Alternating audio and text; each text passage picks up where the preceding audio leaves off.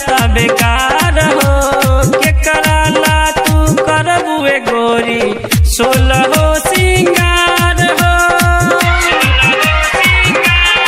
तू कुंवार के बारू ना सल हो, बोला कवना जिला के हो छाटल हो।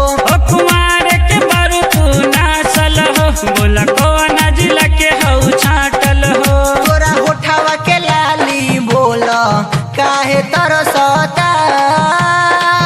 सुन छौड़ी गे, सुन छौड़ी गे, सामान तोहर महकता, सामान तोहर महकता।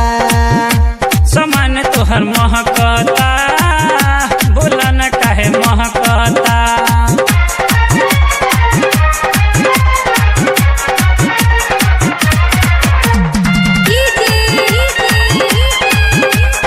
मनीष बाबू रहुआ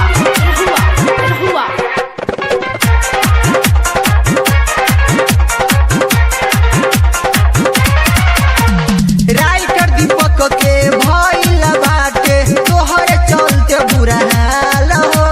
मिथुन दीवाना नवा सवरिया चुमल जब से गाल हो, चुमल जब से गाल हो।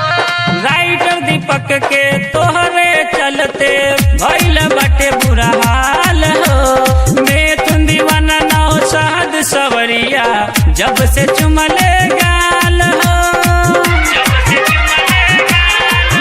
तोरा चोलिया से गिरा तारे पानी हो, काहे छुआला पर भागा तारू रानी हो।